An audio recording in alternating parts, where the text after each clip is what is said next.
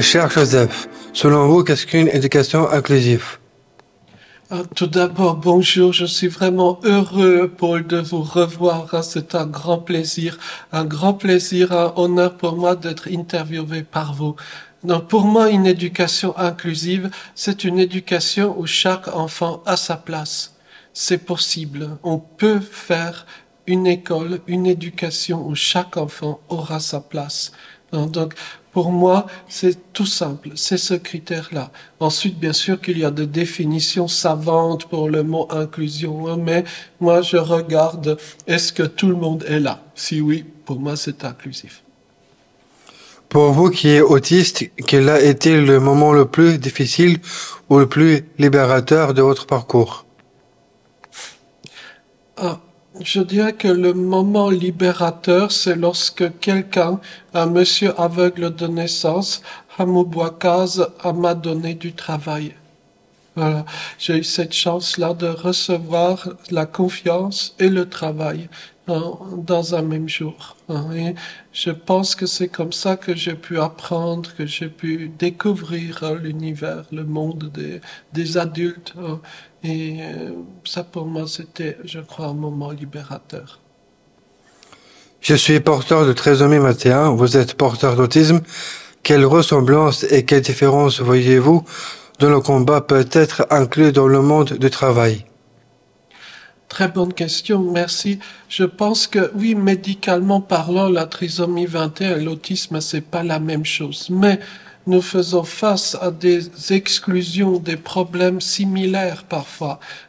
Et je pense que toutes les personnes, qu'elles soient trisomiques 21, qu'elles soient autistes, peuvent beaucoup apporter à la société.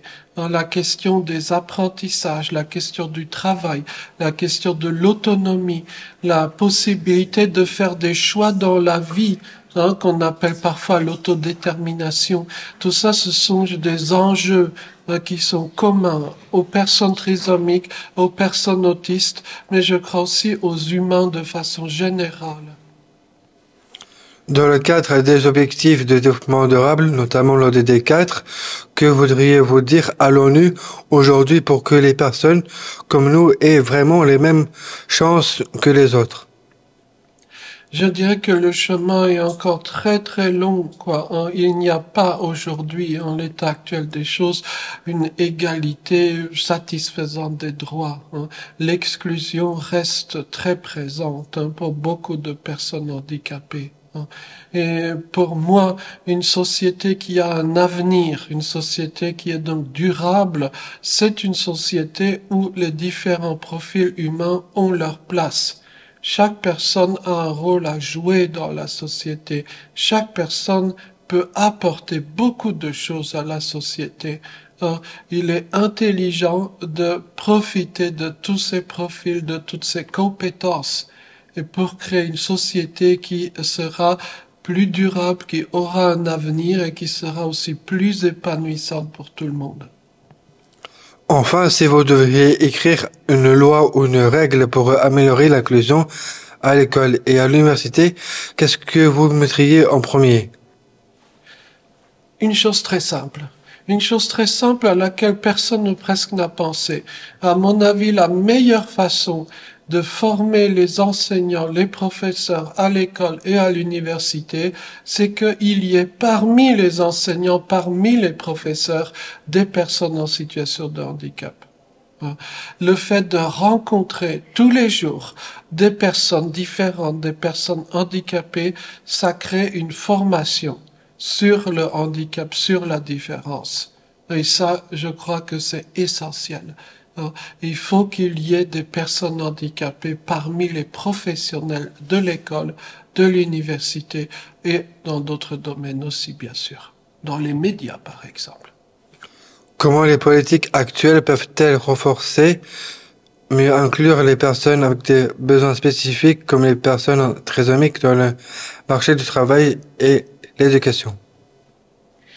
Je pense qu'il est nécessaire que les responsables politiques aient une connaissance du handicap.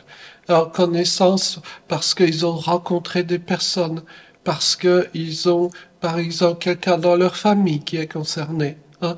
Mais je pense qu'il est absolument indispensable à ce que les élites politiques ou élites économiques aient une connaissance de la différence humaine et si possible qu'il y ait des personnes handicapées qui participent aux questions politiques, aux questions économiques. Vous pourriez aussi explorer quels obstacles pratiques existent et comment les surmonter pour une meilleure inclusion au monde. Je crois que le pire obstacle, c'est l'ignorance, hein. Il y a beaucoup de gens, des gens gentils, hein.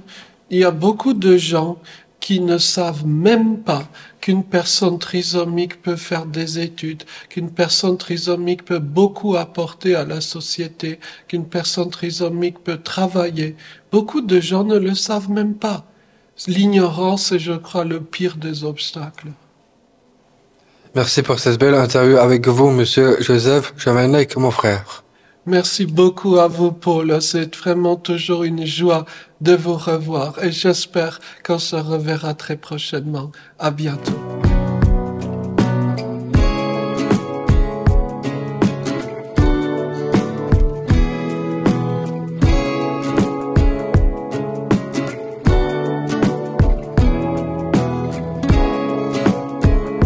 En tant que porteur de trésorerie matérielle, je suis profondément reconnaissant pour votre travail et votre exceptionnel.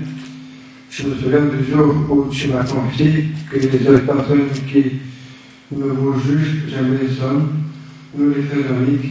C'est vrai que je ne suis pas ressemblable ce soir. Je tiens également à exprimer ma gratitude envers Madame Annie Lazare, présidente de l'association Al-Mana, pour son travail extraordinaire en faveur de l'inclusion. Grâce à vous tous, alors on avait une société plus juste et surtout plus inclusive. Merci pour votre engagement. Ensemble, nous continuerons à progresser vers l'avenir inclusif pour tous. Cher Joseph, toi autiste et ma trésorerie, tu t'y de moi. Loin de me laisser, tu m'enrichis.